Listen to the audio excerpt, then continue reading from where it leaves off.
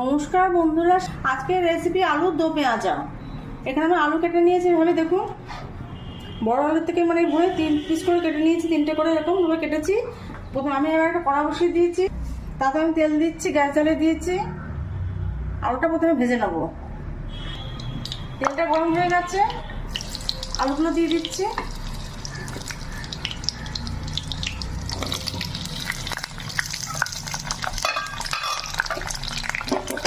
লবণ দিচ্ছি আলুর মধ্যে, আর হলুদ দিচ্ছি।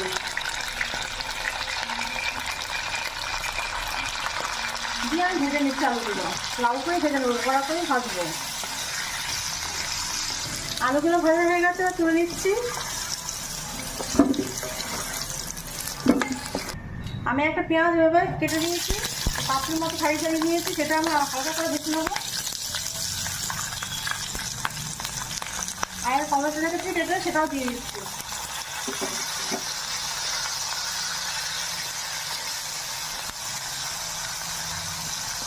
টমেটো আর পেঁয়াজে যেটা কাঁচা গন্ধ আছে, সেই জিনিসটা চলে যাবে। একটু হালকা করে নিয়ে নিলে তেলে, এবার তুলে নিচ্ছি আমি সব কিছু ভেজে নিয়েছি। এবার একটা শুকনো লঙ্কা আর 2টো তেজপাতা দিলাম।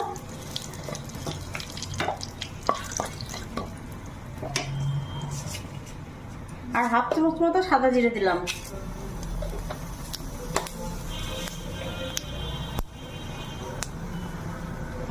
মশলাটা সুন্দর গন্ধ বেরোবে, সেই সময় পেঁয়াজ কুচিয়ে রেখেছি একটা, সেটা দিয়ে দিচ্ছি।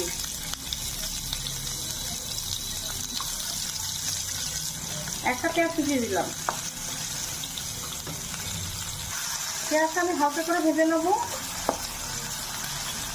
পেঁয়াজটা আমি হালকা করে ভেজে নিয়েছি। এর সঙ্গে হাফ চামচ আদা বাটা দিলাম, আর হাফ চামচ রসুন বাটা দিলাম।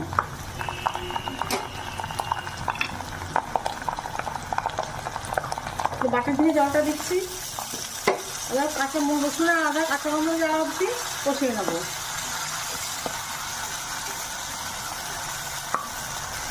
মশলাটা আমার কষানো হয়ে গেছে। এই সময় আমি গুঁড়ো মশলাগুলো দেবো। হাফ চামচ জিরে গুঁড়ো দিলাম,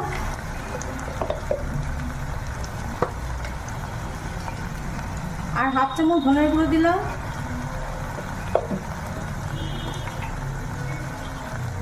এক চামচ লঙ্কার গুঁড়ো দিলাম, এক চামচ হলুদের গুঁড়ো দিলাম,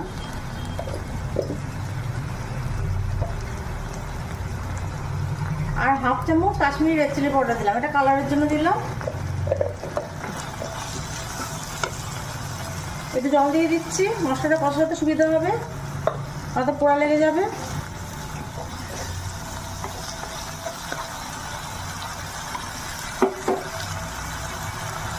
একটু লবণ দিচ্ছি পরিমাণ মতো।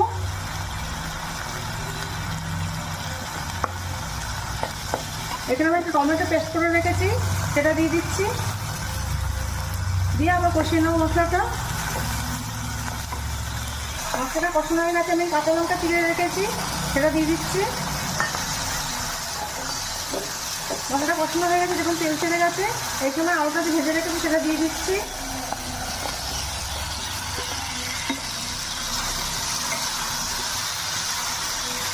মশলাটা ভালোভাবে কষিয়ে নিচ্ছি। একটু চিনি দিচ্ছি হাফ চামচ মতো, দিয়ে আমি কষিয়ে নিচ্ছি মশলাটা।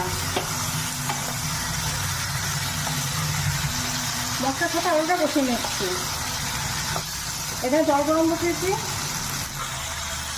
দেখুন তেল ছেড়ে গেছে। এসে আমি গরম জল করেছি পাশে, সেটা দিয়ে দিচ্ছি গরম জলটা।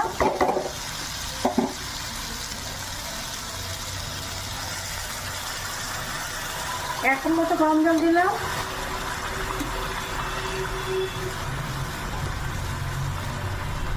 দিয়ে আমি ঢেকে দিচ্ছি 5 মিনিটের জন্য।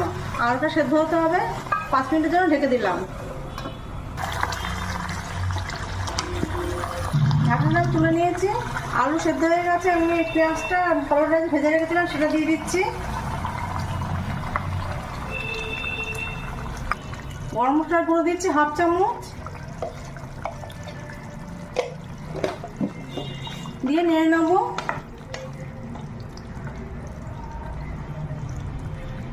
রান্নাটাও হয়ে গেছে। আমার এই আলুর দোয়া পেঁয়াজের রেসিপিটা যদি ভালো লাগে লাইক কমেন্ট শেয়ার করবেন। আমার চ্যানেলে নতুন বন্ধু আছে, আমি চ্যানেলে সাবস্ক্রাইব করে নিয়ে আমার পাশে থাকবেন। গ্যাসটা আমি অফ করে দিচ্ছি, এবার ঢেকে যাচ্ছি 5 মিনিটের জন্য। আলুর দোয়া পেঁয়াজে হয়ে গেছে। আপনি রেসিপিটা ভালো লাগে বাড়িতে অবশ্যই করবেন। রুটি, লুচি, পরোটার সাথে খুব ভালো লাগে।